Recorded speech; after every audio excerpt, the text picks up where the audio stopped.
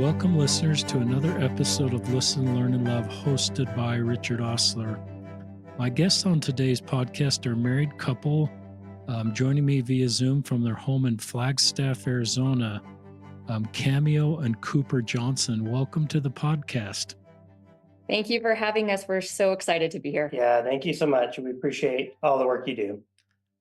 I've never been to Flagstaff, listeners, but it's someplace I'd love to go because it's higher in the mountains of Arizona. It's greener, it's wetter. It's a place that I understand is really beautiful. So I wish I were there physically to see Flagstaff firsthand. I became welcome anytime to come visit. I became aware of the Johnsons when somebody posted an Arizona State University LDS Institute event where different people were speaking. And I can't remember if both of you were speaking there or just Cameo, but they were there as mental health professionals and parents of a queer child and also active Latter-day Saints, talking about how to better support LGBTQ Latter-day Saints. So that's when the Johnsons got on my radar map, and then I had the chance to meet them personally when there was an event that I spoke at the McDonald's house, Eric and Liz McDonald, and I got a chance to visit with Cameo and Cooper Johnson. And I just felt a really strong impression that they needed to be on the podcast to share their story. They're a married couple. They're in their 40s. They've been married about 25 years. They have 4 kids. Their oldest child, Cooper, is gay. She served a mission in Santa Rosa. We'll be talking about her. And they have a couple sons that have served missions in Colorado Springs in Brazil and a younger child at home. Let me read a little bit more about their professional work. They're both, and I hope I say all these words right, listeners. This is a business guy trying to say everything correctly. They both are psychiatric mental health practitioners. Cooper is the owner of Advanced Mental Health and Wellness, and Cameo is the owner of Ponderosa Psychiatry. Cooper is also a family nurse practitioner. He received 2 master's degrees, the first from Frontier University, and then he got a psychiatric degree from Wilkins University. Cameo received her master's degree from Wilkes University. They founded Phoenix Health Mental and Wellness in 2018, but no longer affiliated with them. They're active members of the Church of Jesus Christ of Latter-day Saints. As I mentioned, they have 4 children, and their youngest is a freshman in high school. They bring this perspective that I just felt really impressed will be helpful for listeners. They can tell the story of LDS parents having a queer child, which is great. And we've had a lot of parents on the podcast walking that road, and they're terrific. They're active LDS, which is helpful to know how they're navigating having a queer daughter who's engaged to be married to another returned missionary, sister missionary. And they also have this clinical perspective, both the education and then upfront clinical work with clients, many that are working in this space of parents being having LGBTQ kids. So kind of this trifecta, I don't know if that's a word, but just kind of this theoretical experience, this practical experience in their professional work, and then this family story. I thought would just be really helpful for listeners. They come to the podcast really prepared. They put together an outline. They both have a part of their story to tell, and they took this really seriously, as you'll hear, and just wanting to do a really good job of talking about this space they care deeply about from a personal perspective and a family perspective. Cooper served a mission in Korea. Just a wonderful family. So with that, I'll turn it over to whoever's going to go first. And if there's anything I said that was not correct with any of the facts, you're welcome to clarify that. You did absolutely great. Our oldest daughter, that's returned missionary, that's queer. Her name is Cora. And I think I think you said everything else exactly spot on. Yeah, okay. No, it was good. A lot of information to get through, and appreciate you sharing all of that with your listeners. And yeah, we took some time to prepare because this is a space that we care deeply about, as you mentioned, both personally and professionally. maybe just by way of explanation, Cameo and I are both psychiatric nurse practitioners, and I think probably a lot of your audience doesn't know exactly what that is. So just by way of explanation with that, a psychiatric nurse practitioner is a registered nurse who's gone on to get an advanced degree, either at a master's or a doctorate level. And what that allows you to do is to practice within a specialty. As you mentioned, I actually first specialized in family medicine, and then went back to school to specialize in psychiatry. And within that degree, we have an independent scope of practice. So we are able to work much like a physician would in our space. And we assess, diagnose, and treat people with a whole host of mental health disorders. I kind of specialize in ADHD work, but also, as you mentioned, we work increasingly more and more with LDS, LGBTQ individuals or other religious individuals in the LGBTQ community. And we primarily do that through making treatment plans that involve medication and medication management, but also therapy. So that's kind of what we do on our professional level. Right. And listeners, just before Cameo jumps in here, I want to mention in the show notes, we're going to list both their professional practices and also an email address to reach Cameo or Cooper if you'd like to. But Cameo, before you start your segment, you just mentioned you can just mention what the names of the two companies are that we'll be referencing in the show notes. So the company that I owned and started is called Ponderosa Psychiatry. And Cooper owns and has started a practice called Advanced Mental Health and Wellness. They're both based out of Arizona. We'll link to those in the show notes. So if you're not sure of the web address right now, check in the show notes as well. And an email address will be in the show notes. But continue, Cameo. Perfect. I think Cooper covered it pretty well what we do. Like you mentioned, we've kind of increasingly turned more towards LDS LGBTQ individuals and their families. There just seems to be such a need in this space. There's a lot of anxiety that can arise from a high expectation religion, from OCD that can sometimes occur on missions and with return missionaries to a lot of the LDS LGBTQ things. And you already mentioned that we have 4 children and our oldest daughter is queer. She came out at the age of 16. And at that time, she let us know she wanted to stay active in the church and she wanted to serve a mission, which she did. And she's currently back from her mission. She's been back about 2 years and she's engaged, like you mentioned, to another awesome sister missionary that she met out on her mission. And they're planning on getting married the 1st of June. And we're so excited to add Addie to our family. She's a really fantastic individual. I really couldn't think of anyone that is better for our daughter, Cora. But it's interesting kind of telling our story. I think it's important to talk about that when Cora was just a few years old, I saw signs that she didn't really fit the gender norms of society. And I could tell that as she started to date, it was more and more apparent to me she wasn't heterosexual. And being raised in this church, that was a fearful time for me. I was concerned not only about how this would affect our celestial family as I understood it and from what I'd been taught, but I also became increasingly concerned for the pain I felt she was going to experience from being ostracized from a church that I knew that she loved. Yeah, and that I would say I was like Cameo. I noticed those differences between those gender norms, and Cameo would come to me with her concerns and worries from time to time. And I'll admit, I had some concerns as well, maybe in different areas. I know I was, and I still am worried for her and her safety. There's still so much violence perpetrated against our LGBTQ community throughout the world.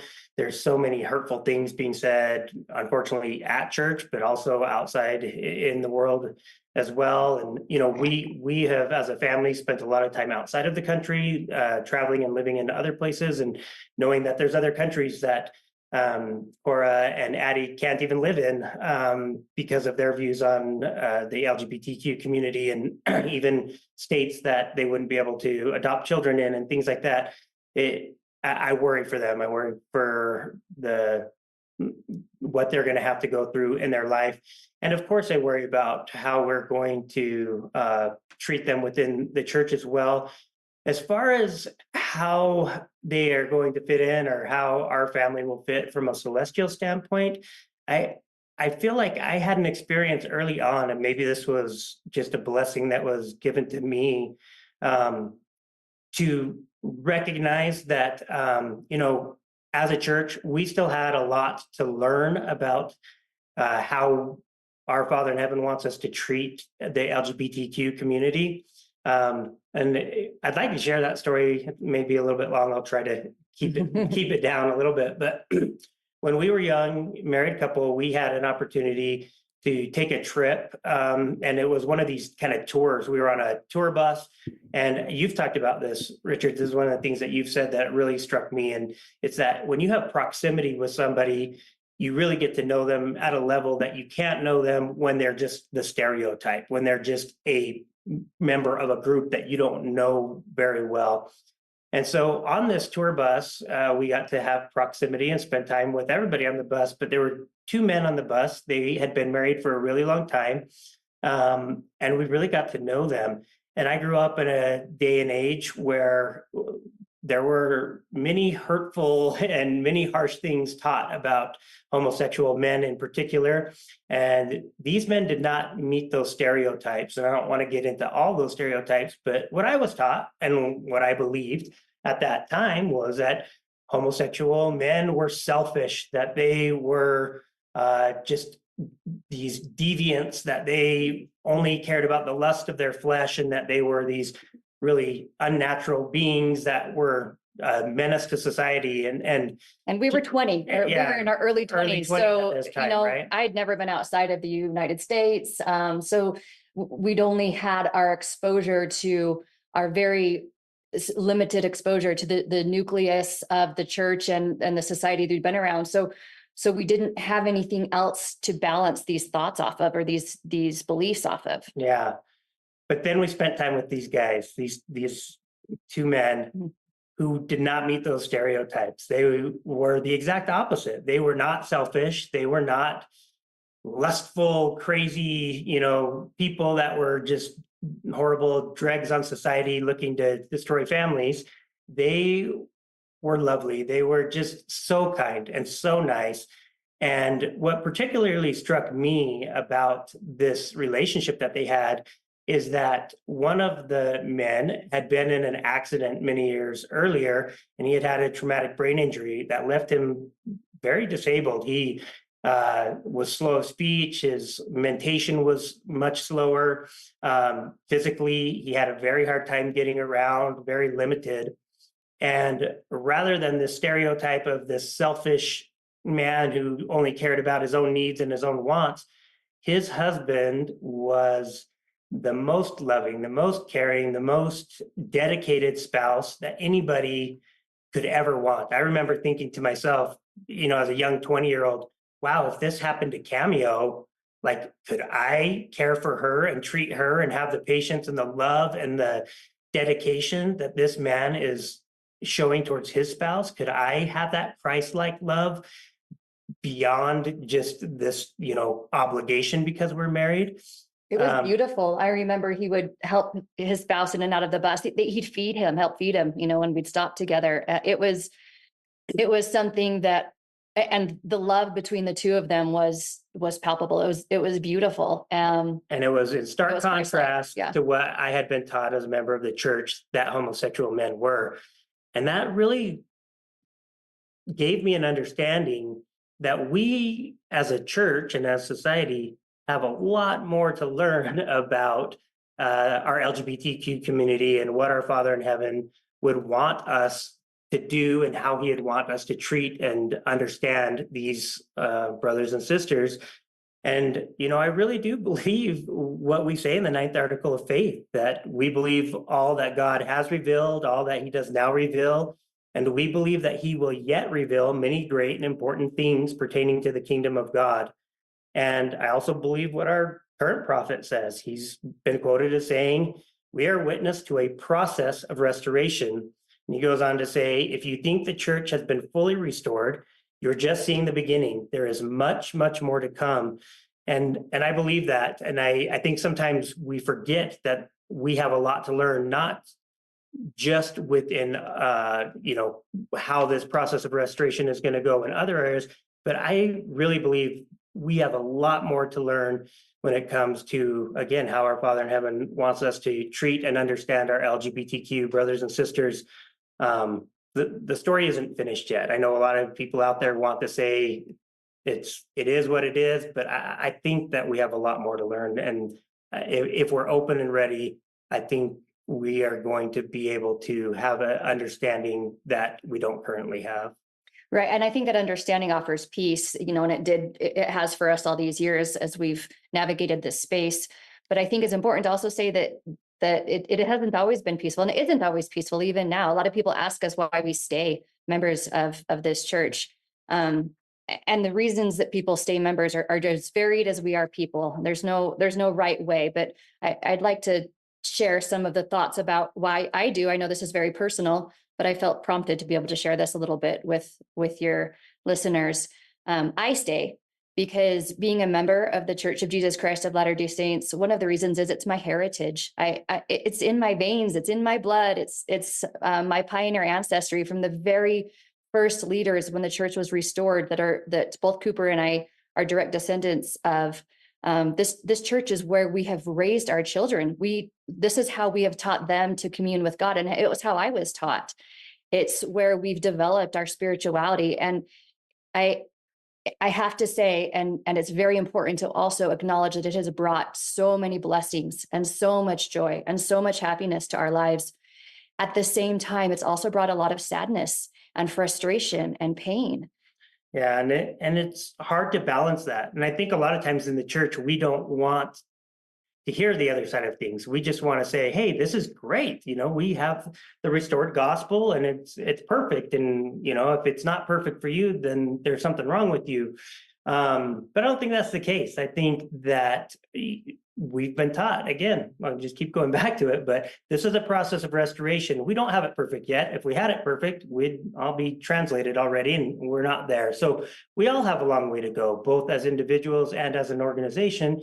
And that's okay. And having that knowledge that we can grow together and get closer to what God would like his church to look like has allowed us to stay, because even though there's some pain and even though there's some parts that we don't understand, we also believe that this is where we can commune with God. And this is where Christ is going to reveal his truths. And so we're willing to stick out the journey as we all learn this together.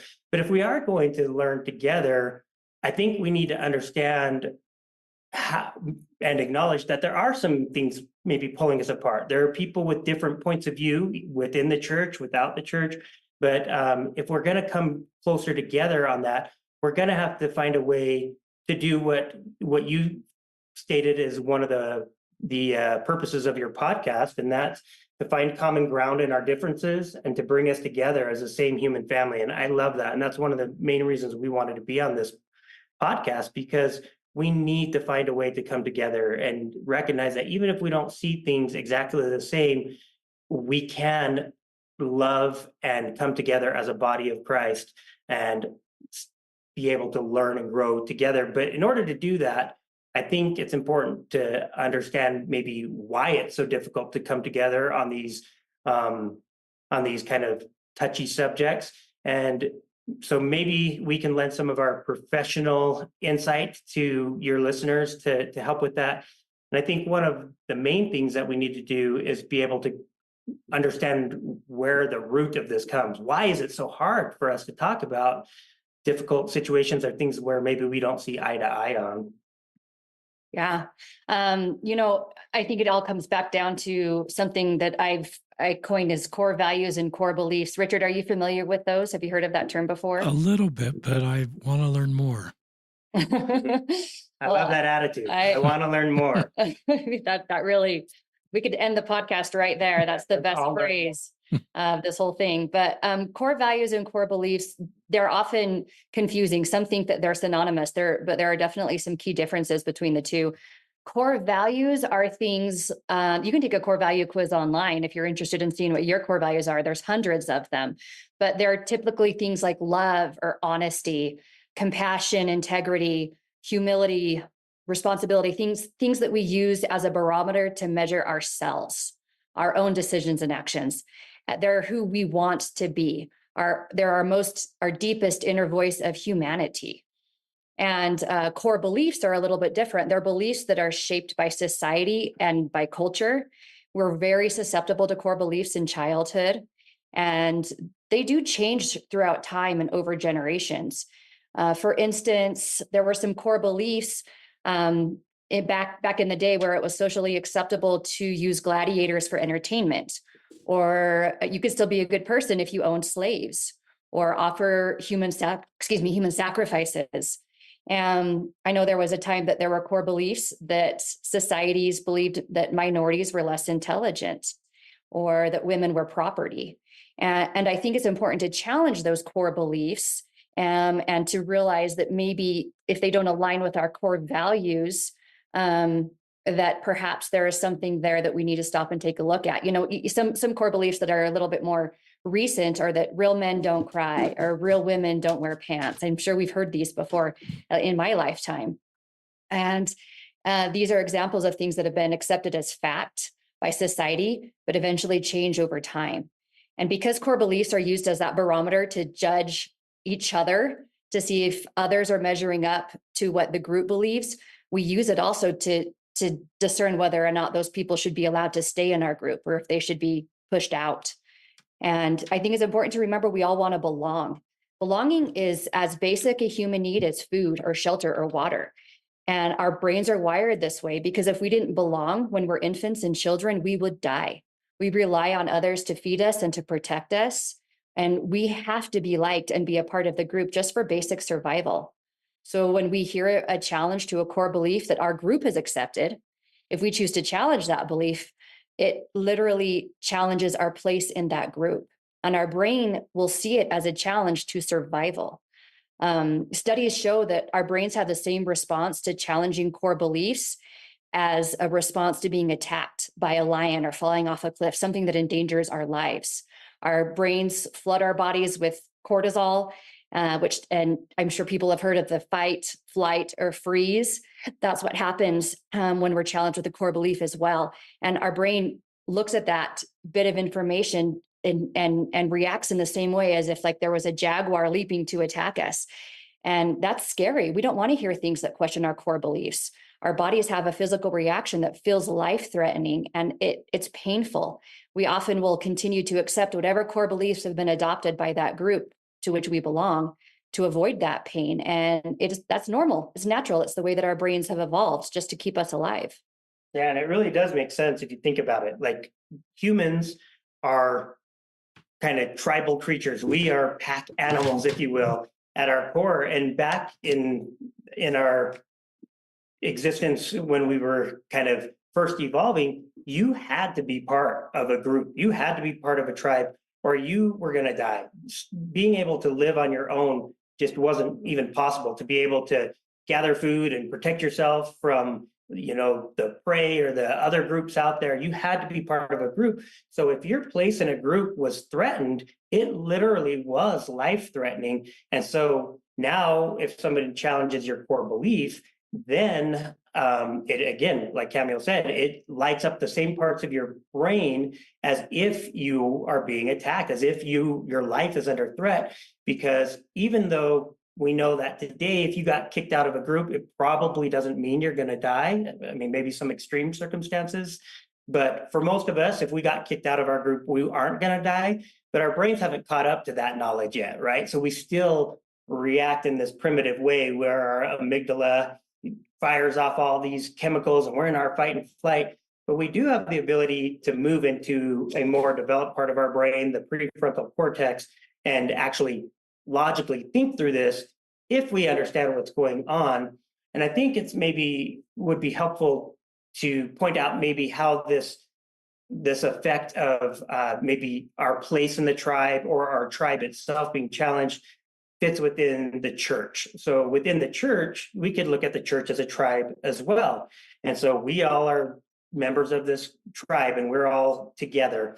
And so with that, I think that, and this may be a bit of an oversimplification, but we kind of have two subsects of our tribe within the church. Because within the church, of course, we're taught the plan of salvation. And part of the plan of salvation is that we have specific ordinances that we have to go through in order to receive eternal salvation. And one of those core ordinances is to be married. And right now we define marriage as that of a heterosexual marriage, a marriage between a man and a woman with a family. And so that ordinance is very important to our group identity, to our core beliefs, to our core values of who we are. And so for anybody who kind of really fits closely that idealized version of our tribe, it can be really threatening and scary for them if anybody suggests that maybe there's more to learn about that, or maybe we need to figure out how to teach that doctrine and still include others that maybe don't fit within that idealized version of our tribe. So we have empathy for them. We understand why they get scared, why they go to that amygdala part of their brain saying, this can never be anything different than it is, and you're challenging me, and I feel scared when you say that maybe we should do something different, or maybe we have more to learn on this. It can be really challenging and fire off that amygdala. But we also have another group, and that group is increasingly getting bigger and bigger. I don't know the statistics, but I would venture to say that it's probably a larger portion of the church now than the portion that fits that kind of more idealized version. And of course, this group includes kind of the marginalized section of the church. And why are they marginalized? It's because they fall outside of that idealized version of that, heterosexual family unit that we all have been striving for. And that can be really scary too, because when we get marginalized, our place in the group feels like it is being threatened, right? We feel like now we are getting pushed out of our tribe, because many of us started in a place like that, where we started in a heterosexual family unit, but for lots of reasons, we find ourselves being pushed to those margins, or pushed outside of that safe place within our tribe. And of course, again, this can apply to our LGBTQ brothers and sisters, but it applies to many members of the church. It applies to the member of the church who's been divorced. It applies to the young couple who has been trying to have children but can't have children. It applies to the brother or the sister who never had a chance to get married. It applies to the widower, and on and on and on. There's so many people that are being pushed out, and they're feeling scared. Where do I fit in this tribe of Christ? How do the teachings of Christ that I'm taught at church apply to me? And it's getting increasingly hard for them to feel secure within the body of Christ in church. Right. And I think that perhaps we have some compassion about this, because we know what it feels like to some degree to be marginalized. I grew up as a child of divorced parents, and in the 80s, that didn't feel very safe to me. I felt that marginalization in my own ward. There were some awesome people, amazing people there for sure. Lots of people that I have lifelong friends and will love forever. But I still felt, even as a young child, that it hurt. I knew that the weight of my opinion wasn't as important as others from two parent families. I was a little lower tier than those that parents were not divorced. Yeah, and that I know was hard for Cameo and for me, maybe to a lesser extent, but I feel like I got a small taste of this as well, because I grew up with a mother and father, wonderful brothers and sisters, and we really fit that idealized version. Of course, we weren't a perfect family. There probably aren't any perfect families, but we at least fit that idealized version of what we were all trying to be. But when I was 14, my father passed away. He had cancer and passed away. And it was interesting, at least in my 14, 15, 16-year-old mind, to see the shift in how I was treated and how our family was treated when we went from that dynamic where we had a mother and father to now being in a dynamic where I was a child of a single mother. And it really changed. And again, just like Kevin said, wonderful, great people in our ward, but also definitely got knocked down a peg. We weren't quite sure how to teach the gospel to my family or to me, because we didn't fit within that paradigm, and went from feeling really secure in our group to feeling marginalized, to feeling outside, to feeling that my, place in our tribe was not secure. And so based on my experience, based on my observations, based on the experiences relayed to me in my professional career by many clients, I really believe that we have so far done a poor job of teaching the gospel of Christ to those who fit outside of the idealized version of that, homogeneous family, that nuclear family, and teaching the gospel of Christ and the principles of Christ in a way that lets those that fall outside of that idealized version know that they are just as loved, just as valued, just as important, and just as just loved as our other brothers and sisters who maybe are still in that nuclear family. And I don't think that's what Christ intended. I think we can do a better job of teaching our lessons, of focusing on the gospel of Christ as a whole, to help us all feel safer, to help us all know that we're valued and feel that we're valued. And there's a difference between knowing and feeling, because I think many would probably say like, oh, well, we say all the time, it's okay if you're single, or we have compassion for the divorced mother or the single mother or the single father. And we do say that, but I don't know if we really feel that. I don't know if we teach it with the compassion and with the wholeheartedness that we teach the other principles of the gospel. And so I think we have a long way to go there. And if we're going to be the body of Christ and truly be representing Christ the way that he wants us to. Which we need to do. Even our church leaders talk about the diversity in the church. I remember a quote from Elder Christofferson, and he says, "The diversity we find now in the church may be just the beginning. Frankly, I think we will see greater and greater diversity." So we need to get to that place where we can tolerate the diversity and the differences, hopefully get beyond toleration, beyond being able to just sit in the same room with someone and remember that they have value to offer us. We have something to learn from them, just like your podcast does. So that's the further level that we're hoping to strive to. Yeah, because, the song doesn't go really well if you said, Jesus said, tolerate everyone, treat them kindly too, I think the teaching was, Jesus said, love everyone. And I think a lot of times we forget that that's the core of the gospel, is love. And so again, it is difficult. It's hard to truly feel that love when somebody doesn't meet your core belief of what they exactly should line up to. But we need to be able to have some ability to understand where they're coming from and to value them. And in order to do that, I think one of the things we have to do is to recognize that within all of us, we have biases, we have prejudices. We don't like to hear that, right? Because a core belief that I think most of us have is that to be biased or to be prejudiced is a bad thing. It means you can't be a good person, right? Rather than just accepting that is quite normal to have those. And not that we have to keep them, not that we have to hold on to them, but to have those is part of this human life that we all agreed that we would be mortal and come and experience. Yeah. And we don't want to say that we have them, but until we can admit that we have them, we can't get better, right? If we deny a problem, then you can't fix the problem. But it is a problem to have these prejudices and these biases that are negative and that are hurting us. And we have to be willing to confront that within ourselves, and that can be difficult. But one thing that might help us, especially those of us who are still, active members of the Church of Jesus Christ of Latter-day Saints, is to recognize that all of us have biases. Even the best of us have biases. Even prophets have biases. And to illustrate that, I want to share a quote from President Kimball. And this is going back to when he was praying to see if all worthy men could receive the priesthood. And so I'll just share part of this quote. I won't share the whole thing, but he's talking about being in the temple and praying with the other members of the presidency and the quorum of the 12 apostles to see if they could extend the privilege of the priesthood to all worthy males. And he says, I'll just pick up here. He says, again, this President Kimball, we had this special prayer circle. Then I knew the time had come.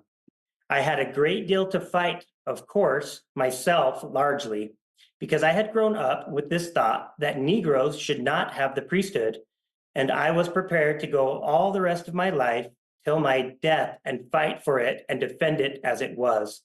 And so I read this quote because it shows that even the prophet admits that he had to fight against the prejudices and the biases and the core beliefs that he had in his day. He was taught his whole life. He was taught through the whole existence of his time in the church that Black men were not supposed to have the priesthood.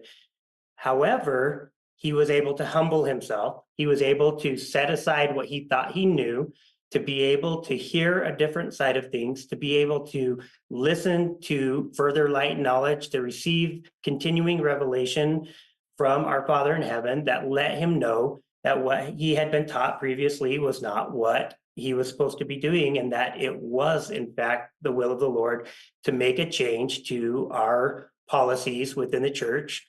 And he was able to do that. So I would like all of us to be able to follow that example of President Kimball in that instance and say, hey, I have some prejudices. I have a lot to fight against, mainly myself, because I have prejudices, not because I'm a bad person, but because I've been taught something my whole life that maybe isn't what God wants us to do. And can I humble myself enough to listen, learn, and love, right? And figure out whether or not there's something more that we need to be learning here, and not just hold on to my core beliefs or my biases, but truly want to know the will of the Lord in all things. Yeah, that's hard to do though. It's scary because we're having to turn inward. Why do we even bother doing that sort of a thing? I was talking to my sister the other day, and we were talking about some of the things that she was thinking that probably had a lot to do with our childhood. And she said, man, that sounds really hard to look at those things. And it's really hard for all of us to look at those things within ourselves. And so sometimes we question, why do we even need to try to challenge our core beliefs? Why do we even have to better understand each other? I think it's really important to point out some of these benefits of religion, of staying within the church, because the benefits are also clearly documented. There's also documentation that religion can harm those on the margins, particularly our LGBTQ brothers and sisters. So getting a little bit clinical here, from a scientific perspective, studies show that religion protects against depression and even suicide by, some of the theories are providing supportive communities, or maybe it's because of instilling hope. But religion and spirituality has shown to increase the thickening of the cortex of the brain. And in depression, we know that the cortex is thin. So there is a protective factor here by having religion and spirituality. And religion and spirituality have an overwhelmingly positive place in protecting individuals from depression, anxiety, even suicide. But there also are studies that show that this is not the case for our LGBTQ brothers and sisters. For young adults, and this is the Trevor Project for those that want to look it up, but I think it was from mid-teens to mid-20s. Parents whose religious beliefs about homosexuality were negative, it doubles the risk of attempting suicide for those individuals within a year, doubles. So religious institutions that are not supportive of LGBTQ identities show that there is no protective factor of suicidality like there is for those that fit that nuclear norm that Cooper was talking about. When we marginalize our LGBTQ brothers and sisters within the church, they don't love the church any less. They love themselves less. Yeah, and I don't think that's what Christ intends, right? Christ, I've heard a lot of people within the church say, well, gosh, if you're LGBTQ and you think that that's something that you need to be or have to be, then why don't you just leave? Just get out of here. We don't want you anyway. And they invite them to leave the church because they don't fit that idealized version of what they want. It challenges their core beliefs and makes them feel uncomfortable, all the host of reasons that we talked about before. But again, like, that's not what Christ taught. He invited all to come unto him, and he instructed us to turn none away because they deserve this protective factor that Cameo just talked about. They deserve to feel their love and worth within the Church of Christ. And it is hard to do that. It's hard for us to be able to understand how we can set aside our biases, our prejudices, the things that we think we know, and find a place for everyone on our pews. But we definitely have to do that. And it's difficult, not only within the church, like I'm sure you see it too, Richard. I'm sure your listeners see it. Like within the world today, it seems like we're completely losing our ability to have a civil conversation with someone that doesn't believe the same things that we believe. Like our ability to tolerate somebody who we don't agree with has regressed to a shockingly alarming level. It's just really sad for me to see. And I feel like more often than not now, when we engage in a conversation with somebody that we don't agree with, we enter that conversation as a debate. You know, it's something we're trying to win. We got to get our points in, and we got to prove that we're right and they're wrong.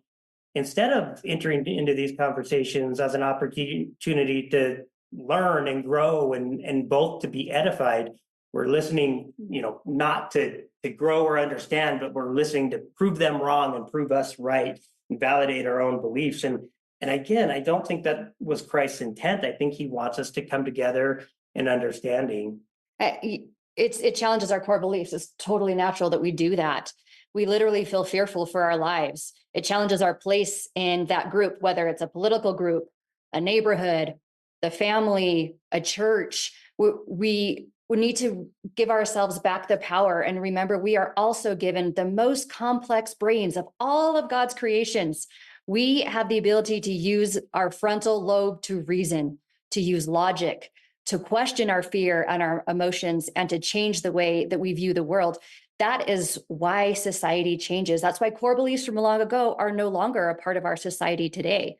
And I think Jesus Christ shows us this very strongly in so many of the parables where he challenges societal core beliefs all the time.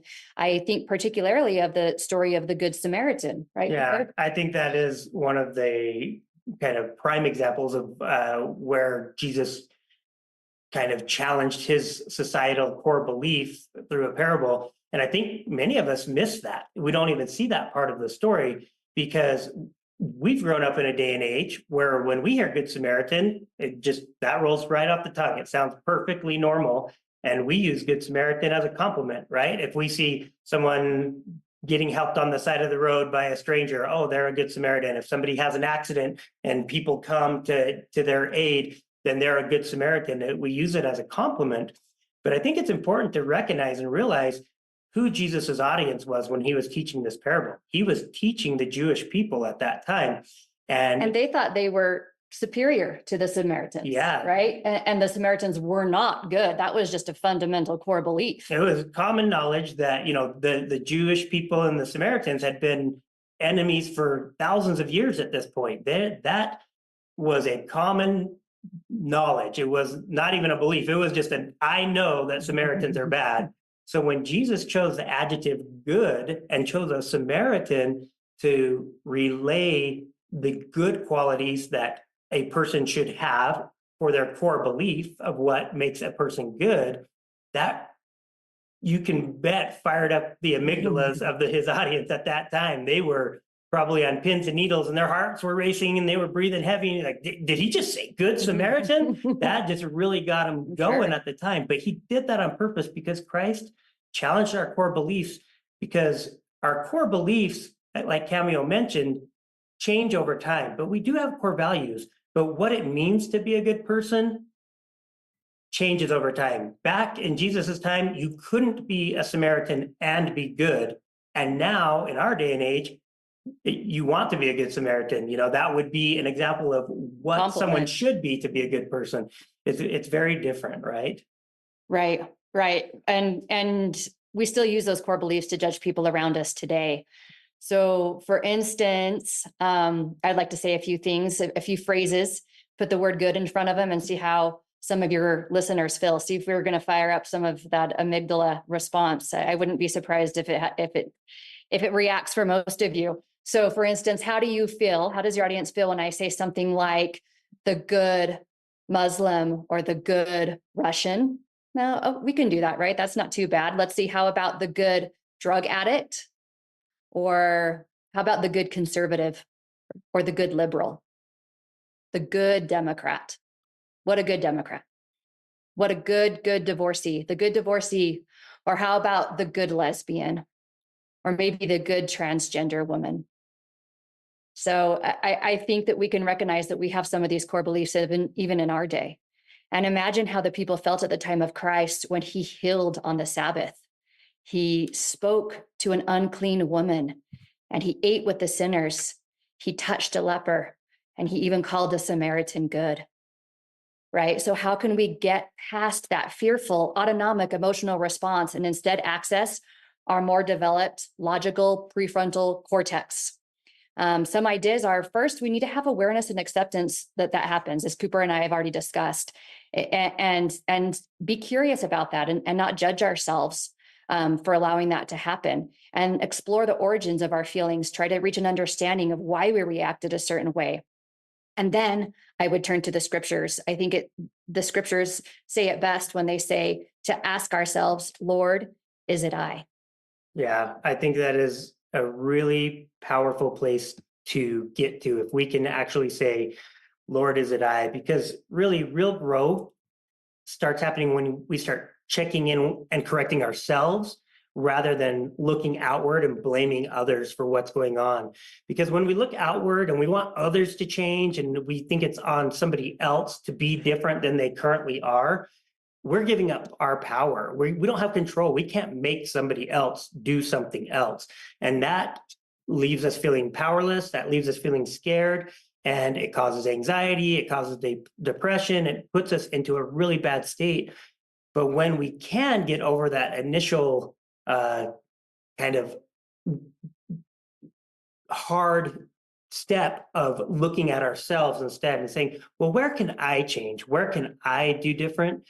If we can look at ourselves and make those changes within ourselves, we're actually taking power back for ourselves, and we're giving ourselves more control of the situation. And it makes us feel so much better when we put the onus on ourselves to change and to be the person that Christ wants us to be, rather than worrying about how everybody else isn't doing what they're supposed to do. Right. It was empowering. You empower yourself. And to give ourselves a little bit of a break, our bodies are designed to look outward. Where do our eyes look? Right? Outward. Where do our ears hear? Outward. We are designed to look outward and to look at everyone else around us.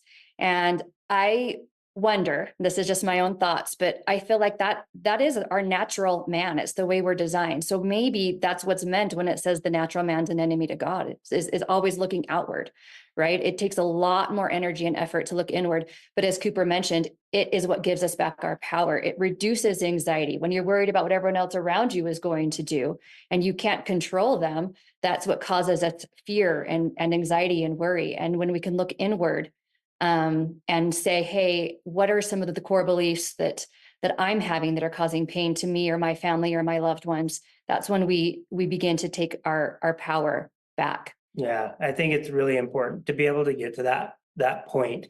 But it is difficult. It's really hard to do that. I think one of the ways, and we see this in psychiatry, that one of the best ways that we can start taking that power back is by understanding the experiences of others, not just going from our own point of view, and then trying to apply our experiences to other people, but first understanding the experiences of others.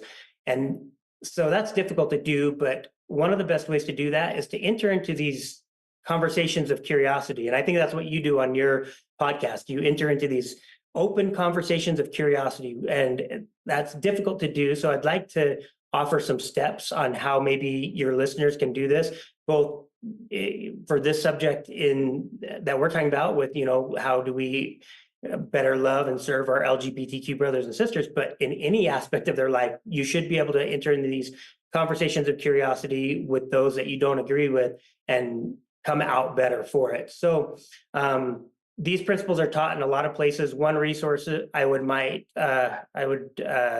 maybe turn your listeners onto is a book called Seek by an author, Scott Shigioka. And in his book, he talks about if you want to understand somebody else, and if you want to enter into these conversations of curiosity, you have to set aside your ABCs. And he defines those as your assumptions, your biases, and your certainties. And that's really hard for all of us to do, particularly within the church, because we place a really high value on our certainties, right? Within the church.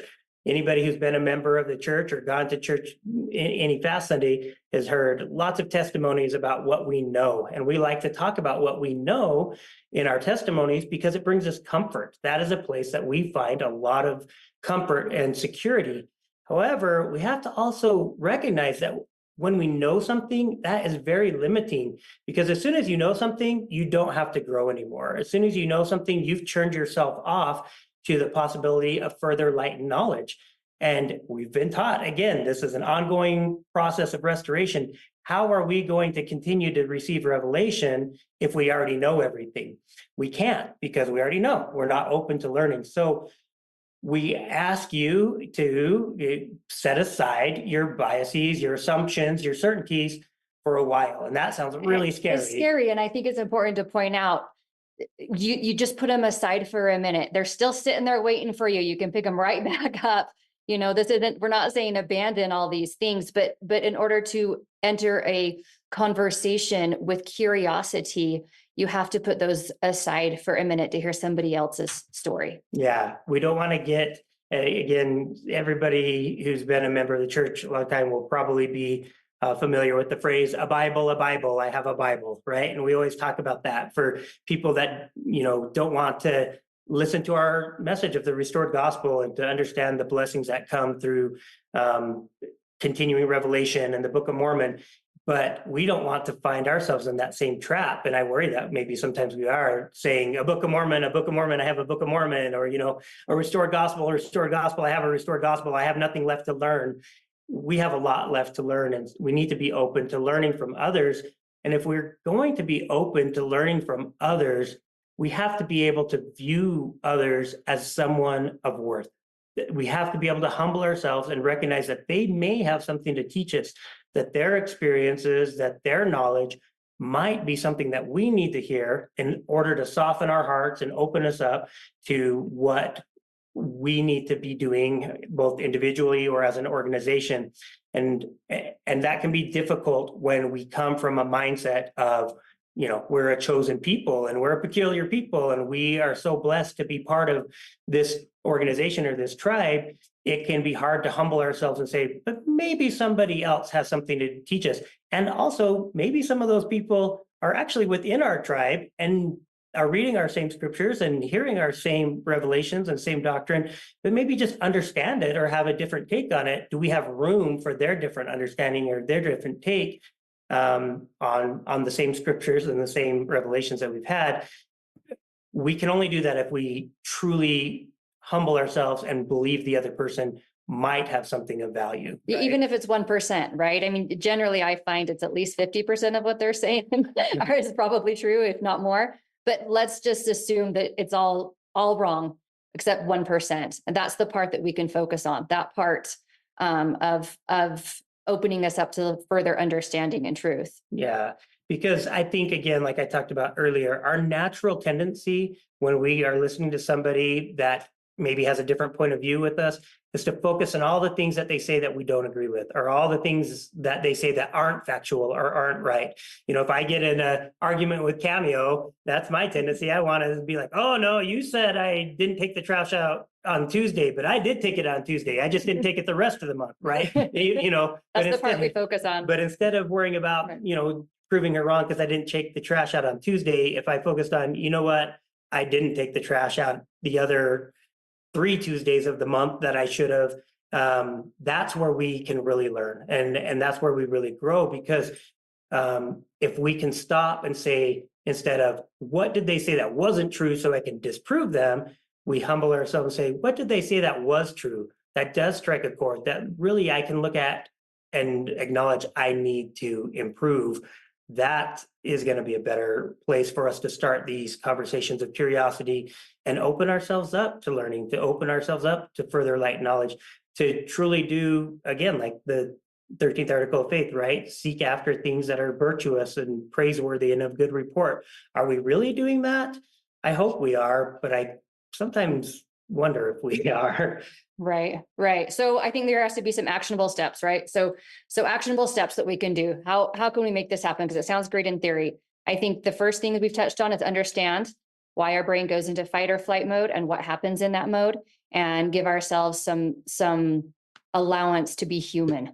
Yeah. Give ourselves some because if we don't even recognize it, why in the world would we ever change it? Yeah. And also recognize that, hey, we're tribal animals. We want to be part of a tribe. We want to be part of a group, especially those of us who have seen and felt the blessings that come in the Church of Jesus Christ of Latter-day Saints. We want to stay a part of this group. We want to continue to feel God's love for us within this group. However, when others see our place in the group or see the group a little differently than us, that can be really, really challenging. That can push us into that mode of fight or flight where we're no longer willing to be open and humble and love and care about the other's point of view and see where our own faults are and grow. So just recognize that happens, so that we can maybe start to fight back against that. Right. I like that. And also just accepting that we all have biases and potential for prejudices, and understand and have compassion for ourselves. It doesn't make us bad, but we're capable of being able to confront those because we have a brain unlike any other of the creatures. We're able to actually challenge those thoughts. Yeah, and look at those thoughts and say, hey, is this really what God wants me to think? Is this really what Jesus taught? Is this what Christ taught in his gospel? Or is this just a product of the core beliefs of my day? And that can be scary and hard, but we need to recognize that we can do it, and we really need to do it, all of us. And then again, if we want to have a understanding and come together in the body of Christ and be the church that Christ wants us to be the people that Christ wants us to be, we need to understand the experiences of other people. And to do that, we have to enter into these conversations of curiosity and be willing, also, although scary as it may sound, be willing to set aside those ABCs, those assumptions, those biases, and those certainties. View that other person as someone of value, another one of God's children that has something to offer us that we can learn from. And then don't discount what they tell us if there's some of it that we don't believe is true, but focus on the parts of what they say that may be true and see how we can apply that to ourselves, to our organizations, to try to make changes to draw us closer to, again, the people that we all want to be, to make us people that are closer to those core values that we have, and to be more who Christ would have us be. Right. Right. And it also always examine the things we've heard and look for whatever percentage of truth is present in that, turning inward to make ourselves better. I as a mom, as the mom of a queer daughter, as a member of this church, the Church of Jesus Christ of Latter-day Saints, as a mental health professional, I just want to impress on all of your listeners that we are losing our children. We're losing our siblings. We are losing the talent and the insight and the experiences of these people that we need. And we can remember that Jesus Christ's entire ministry was one of challenging society's core beliefs and putting aside the natural man, our innate man, the nature of rejecting ideas and people that make us uncomfortable, and loving those on the margins. I heard the other day somebody say, we go to the margins not to change the people there, but to change ourselves. Yeah. And I think when we're willing to change ourselves and to recognize that we all have a long way to go before we are perfected, before we are what we want and need to be, when we recognize that, we're so much more open to the teachings that we know are coming, right? That our prophet has said we are in a process of restoration. And if we want to get to a place, if our goal is to get to a celestial kingdom where we have the ability to eternally grow and to eternally progress as families, I think this is a really good time to start practicing that. And I think a lot of us are uncomfortable practicing that. We don't want to grow. We don't want to challenge ourselves. We don't want to learn anything new. We're real comfortable where we are, a lot of us. But man, if we're looking for a salvation that promises growth and eternal, eternal progression, maybe we need to start learning how to progress right now, or we're not going to be real comfortable in that salvation. So hopefully we can all do that. We can have a softened heart, a more Christ-like heart, and just focus on what our Savior taught were the two greatest commandments, which were to love him and to love our neighbor. And if we focus more on that love than on our core beliefs, if we focus more on that love than the differences we have with one another, I think we're going to be a lot better off. I really do. Thank you, Cameo and Cooper. I learned so much listening to you, and I think on behalf of all of our listeners, thank you for what you've shared. I'd love to have a little bit of a discussion. And I wrote down about 7 things. The first thing I love is just you talked about Cora and Addie at the beginning, and there was no shame, no embarrassment, no sort of put your eyes down as you're talking about Cora. And I love that you mentioned her fiance's name by name, Addie, and just your excitement for this couple. Talk to other LDS parents or people that have friends that are entering in same-sex marriages, just why you do that, why you're able to hold on to the church and also support Cora, served a mission, just sounds like a terrific young woman who's now being married to a terrific young woman, and just not just then process that and just be happy for them and not feel like you're selling out the teachings of the church to do that, or you're worried about your eternal family and what this means. And maybe you feel some of that, but just talk to other parents that are walking that same road and want to find peace as much as they can and hope and just support their kids. That could be a whole nother podcast. So yeah, it probably could. I think for me, it really does come down to that core belief. There are a lot of us that were raised in the church or just, in society that have a core belief that to be somewhere in that LGBTQ community means that you can't be a good person. That's just the core. That's what we were taught. That's what we've been taught in the church. That's what our society is taught for the most part. But I believe that's a core belief. I don't believe that is a core value. I don't believe that that's a core doctrine. Our LGBTQ brothers and sisters are good. And when you have proximity with them, you know that they're good. We have many friends and family members that are in that LGBTQ community, and they exhibit a Christ-like love and kindness at a higher ratio than I think many of the others of us do. And so when you get that proximity around them, then there is no shame because they are good. They are just really good people. Addie's a wonderful person, like Cameo said. I can't think of anybody else better for our daughter or better to join our family. So there's no shame because I don't believe that core belief that we've had so long that you can't be a good lesbian or a good member of the LGBTQ community. I don't believe that. They are good people, and there's nothing to be ashamed of. They love each other. They're committed to each other. So we are very happy and proud to have her. That's an answer I have. I don't know, Cameo, if you have more. Oh, maybe real quickly. I think that it is because of what I believe that the church has taught that I am happy and excited for Cora and Addie. Not in spite of, but because I believe in eternal families and progression, because I don't believe it's good for someone to be alone. That is the first commandment. It's not good for man to be alone.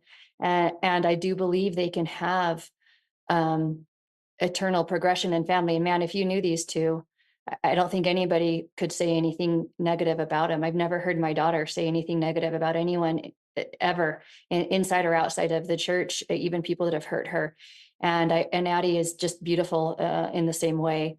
And it's because of what I believe that I am excited for them. It completely matches and goes along with the things that I believe when I am excited and say that I am excited to accept Cora and Addie and root for them for the rest of forever. Yeah, and we don't know how that's going to work out. And I don't, I'm not a prophet. I don't even have any insight or speculation, but I do believe that God has a place in His kingdom for these beautiful young ladies and all of those in His LGBTQ community who truly love Him and want to seek after Him and want to be the people that He wants them to be.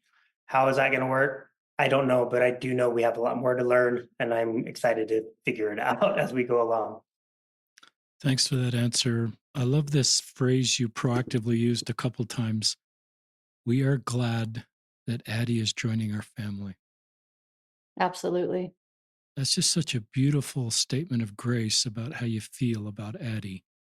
It's not just we're sort of tolerating this, and No. it's not quite, it's just that you love these two women and recognize the good in both of them and the health of their marriage. And it doesn't sound like you're consumed about fear of their eternal future or your family's eternal future. I'm speaking a little bit for you. It seems like you're just at peace that this will all work out. And I'm not going to go down the road of empty chairs, or our eternal family is now in a different place. I'm just going to love this couple and leave that at the feet of the Savior. So I don't sense a lot of fear and a lot of worry. I just sense, you're just loving Cora and Addie and not living in fear of what this all means.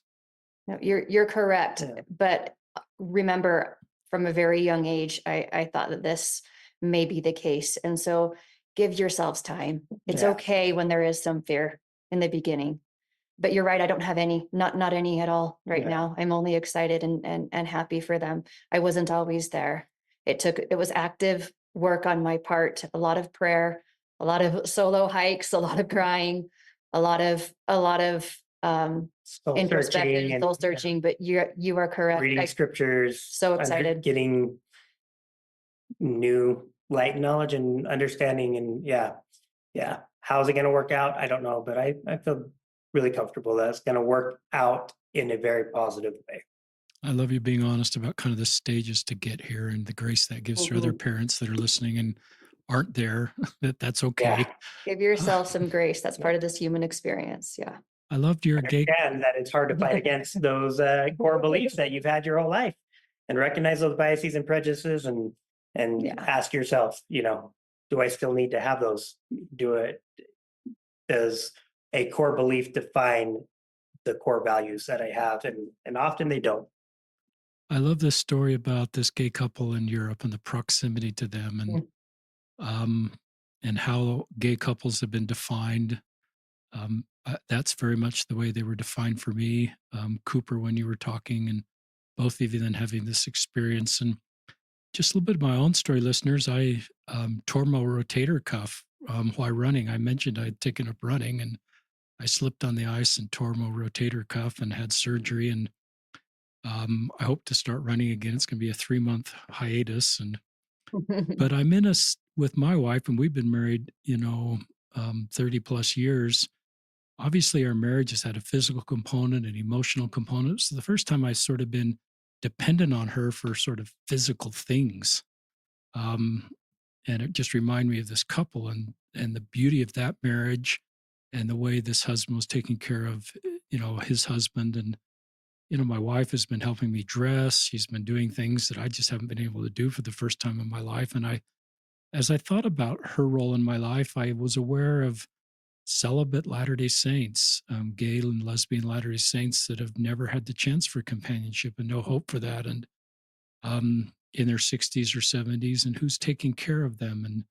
And maybe they have friends and family, but I just recognize the sacrifice for celibate Latter-day Saints, and this being alone and how overwhelming that can be. And some feel like that that's not their path. And this podcast is trying to honor all paths, but it just gave me a new measure of empathy for people in this community. And as you talked about this couple and reframe their marriage is just this wonderful sort of based on core values of love and humility and responsibility and service. And the next thing I thought you did a great job of separating core beliefs and core values. And I wrote down some of the core values that I think, to me, I almost call these eternal truths: Mhm. love, humility, honesty, responsibility, that are just sort of transcend all generations, transcend all religions. The fruits Yeah. of all of those core values or eternal truths, I'm kind of using those now as synonyms, are just the fruits of that is just blessing the human family and blessing our lives. And beliefs are probably part of our needed system, but I love the way you frame those can change and recognize that they have changed and they'll continue to change. And then you talk about, Article of Faith 9 or 8, I can't remember. Is it 9?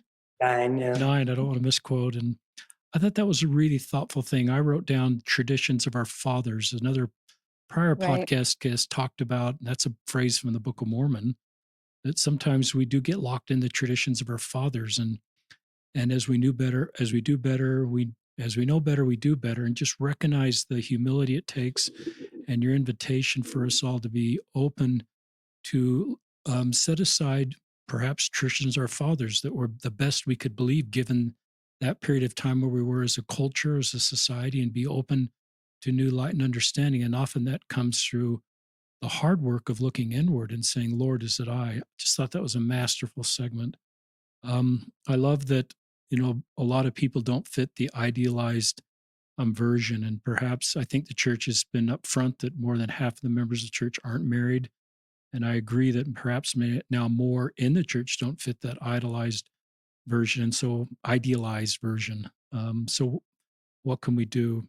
The next thing, this is number 5 on my list of about 6 or 7, is the Good Samaritan. I love that parable. And as I've mentioned to listeners, my wife and I about 11 months ago went to Israel and looked over part of the Good Samaritan Trail. There's just no trees around, it's just barren. And I thought of transgender people.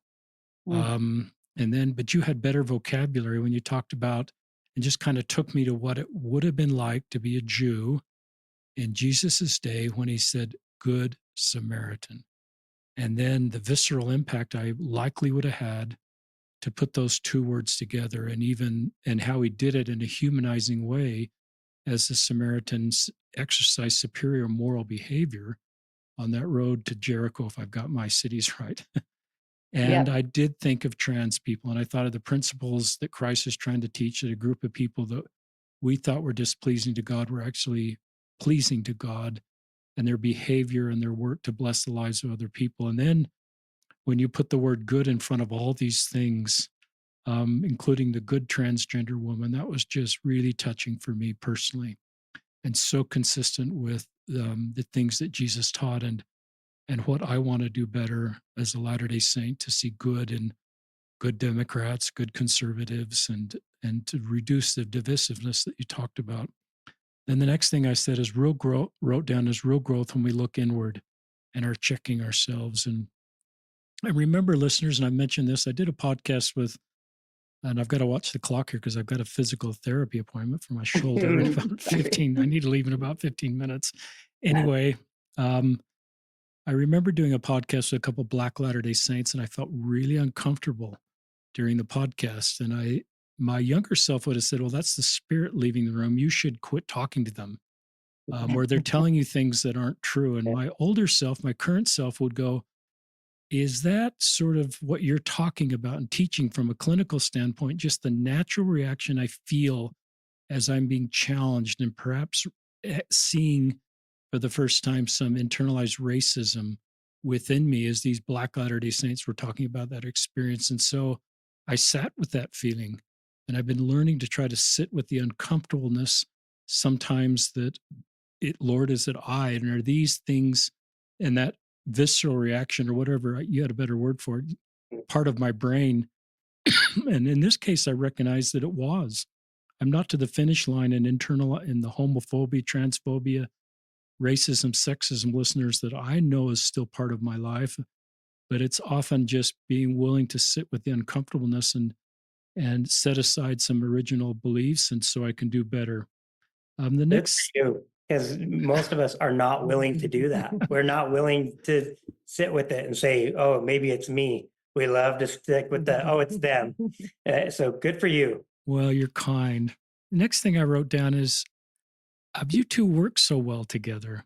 Um, you You know, know, I would say we haven't always. We mentioned that we had a practice 6 years ago that we were kind of starting together, and that was hard.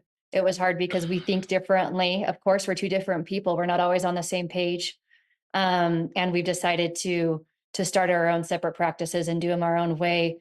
Yet, it's But we have respect we have and so much like it's so and great. humility for each other, right? We have in our own relationship these same issues where, we see things differently, and we haven't always been really good at being curious and saying, well, why do you think that way, or how come you feel that way? And we've had our own conflicts, but applying these principles that we talk about how to apply to the LGBTQ community and our thoughts within the church, like I said, we can apply them in lots of areas in our life, including our personal relationships. And so as we've learned to maybe, lead with curiosity and be less judgmental of each other and less protective of our own core beliefs within each other, we hopefully do a lot better job of working with each other now. I think it helps that we genuinely like and love each other. And Right. that is a great core.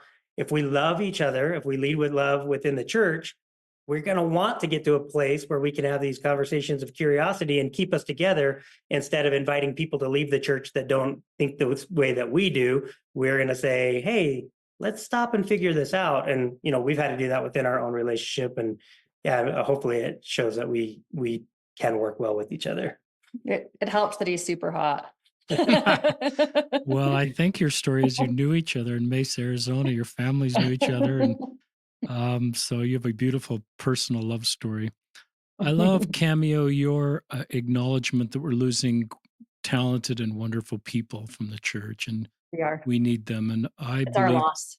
It's our loss even more so than theirs. Yeah. And I grieve with that. Yeah. Go ahead. I was reading some research that was specific, it was generalized to all US religions, and it just talked about, people that were leaving and why they were leaving. And anyway, in this research, it talked about two things. And this was not specific to our church, but probably applies or could apply to our church, is the way churches treat LGBTQ people and sexual abuse within the church. And our church has challenges on both of those. And I may link to that research if I can find it again, and it's from a reputable group. And I don't mean you to use that to be critical, but I think it's helpful. I'm sort of a market researcher by trade, and so I'm fascinated with the numbers and what it can tell me about beliefs and how I can do better to create Zion, as well as the experience you share. But I just thought that was really good. In the show notes, I also want to link to, we mentioned both of your therapy practices and an email where people can reach you, but we'll link to this book called Seek by Scott. And what's Scott's last name? Shigeoka. So we'll link to that book. I haven't heard of that book, but it sounds like a terrific book just to give, somebody like me tools to better, just do better in this space. And often I want to do better, but I need the tools to do better. And so that's why I like reading books from smart people that can give me tools to do better. Yeah. And that book's not clinical, so it's easy to digest and understand for anybody. So other things you'd like to share? We've got time for another segment or two. If there's just other things that you'd like to share. I might just mention, because I as you talked about, losing these people, I do think that we can be confused sometimes, understandably so, within the church, and think that I go back to, again, the parable of the wheat and the tares. I'm sure this has been brought up on your podcast a lot of times, but, the servants of Christ really, like, the certain, in the parable, I guess the servants of the master of the field, they acted how I think most of us would react. They're like, hey, somebody's come and they put all these tares in amongst the wheat. Do you want us to go and pull them all out? That would be a natural reaction, I think. And he said, no, just let them grow together and I'll take care of it when the time comes. And I think as we're losing a lot of these members, these really talented members of our church, it often comes down to the fact that many of us who are really zealous and want to be protective of our field are wanting to pull out the tares. And that's not our job. I really don't feel like that's our job. I think that parable teaches that really clearly, that we're supposed to let everybody stay in the field. We need to make the field a place where everybody can grow, regardless of where they are and their ability and to follow the commandments or their understanding of Christ. In the church that bears his name, surely we need to have room that anybody, regardless of where they are in that understanding of Christ and his plan for them, can come and feel loved and comfortable. And I think in our zeal and in our passion to teach and protect Christ as we understand him, we often start pulling at the tares. And even if we don't physically do it, we teach and we act in a way that lets those know on the margins that they don't fit, that they're not quite there, that they don't quite know where they fit into the gospel of Christ. And even if we don't physically push them out, we often inadvertently or maybe kind of subversively, consciously kind of make them recognize that they're not who we're looking for because they haven't fit that idealized version of our tribe, because it makes us feel uncomfortable if they don't fit what we want them to be. But that isn't what Christ asked us to do. He said, let all come unto him and turn none away. I hope we can do a better job of teaching Christ and his gospel in a way that everybody, every one of his brothers and sisters, every child of our Father in heaven can come to Christ Church and know that they belong, know that they're wanted, that they're loved, not tolerated, not, okay, I guess we'll deal with this somehow, but that they have every bit the value that anybody else there does. And I hope we get there, because I haven't felt that. I haven't felt that. And I want everybody to feel that. Richard, I also was thinking while you were asking that question, two things. One, it's Easter weekend coming up, and I think about the message of Christ living again. I was driving back from seminary this morning with my freshman son, and he was so excited about the beautiful seminary lesson about Easter and the good news that Christ is risen again. And he was loving the story and sharing it with me and so excited. And I thought, who are we to judge who gets to benefit from this or not? Who are we to judge whether someone should be allowed to feel this love of Christ and this good news or not? And my daughter, just last week, we were talking to her. She said, and I'm afraid I'm going to get the parable not correct, but she was discussing about how after Christ had suffered in Gethsemane, and how the soldiers, they came to come and take him away. And it was Peter. And Peter drew his sword and he cut off the ear of one of the soldiers. And Christ reached out and healed his ear. And she said, Mom, Jesus doesn't need us to defend him. He needs us to love. Wow. He does, and he showed that even to the very, very end. I don't need you to defend me. I need you to love. I need you to heal. And of course, this comes from her, and it's, I think it's a beautiful message. Yeah, I really do. And it really touched me. There's so much talk in the church of needing to defend our beliefs and needing to defend the church and messages of, that could be taken as violent against those that don't believe the same way that we do. And I think it's really important to recognize that. Yes, we can stand firm in our faith. We need to hold on to those core truths, those core values that we have. But yes, Jesus told Peter to sheathe his sword. He didn't say pull it out. He didn't say fight and defend and cut these men down. He said love. When he had the opportunity to fight against those taking him away to take his life, he didn't fight. He put his ear and healed him, right? And I would love to see much more of that. If we've had some talks get resurrected lately, and there's been some talk about what people would like to see more of. I would like to see more love. I would like to see more healing. I would like to see more outreach of nurture and growth, and that Christ-like love, for sure. That would be my prayer, is that we, of course, naturally want to react like Peter and defend Christ, defend our belief of him. That isn't what Christ asked us to do. He asked us to love. And if we can send that message of love and understanding, our world will be a lot better place. Our church will be a lot better place. So that would be my hope. My prayer. Yeah. I love those thoughts. You've got these 3 returned missionaries. You've got one in Brazil, I think.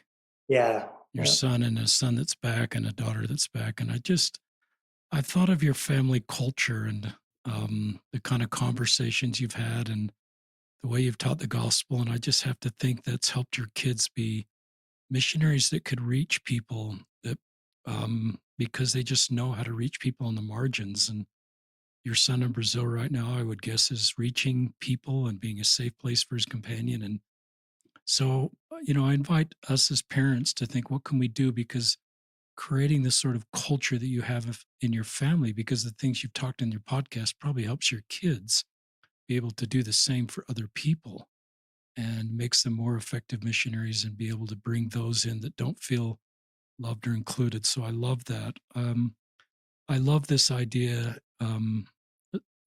I worry that if I keep talking, listeners, well, I'm going to miss my therapy appointment, but I detract from my guests. But I really agree with what you've said. I think of the gathering of Israel, and your story about the wheat and tares, and we're called to be gatherers, not sifters. And our LGBTQ family, friends, and church members are Israel. They need to be gathered. They've been scattered because of the things we said and thought, our core beliefs about this group of people that hopefully is changing.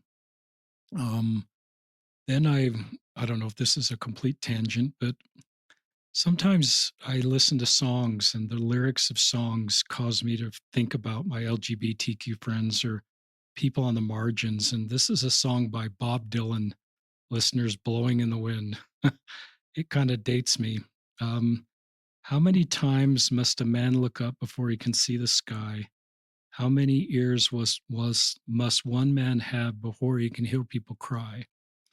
And I think of that line particularly for people on the margins.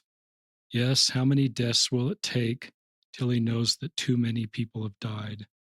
The answer, my friend, is blowing in the wind. The answer is blowing in the wind. And maybe the answer is, in the gospel of Jesus Christ to some extent, and these core values that the Johnson have talked about that are part of the gospel of Jesus Christ, and their invitation to love and support and include and validate and be proximate is so needed. So I'm grateful for the Johnsons to bring this practical insights from their professional work, from their family and their lived experience. And I think we just all of you to act on the impressions you felt on hopefully this podcast helps you if you're part of a marginalized group to feel loved and included, but hopefully it helps us as allies to have better tools to help you feel loved and included. And you're the good people that Johnsons have talked about.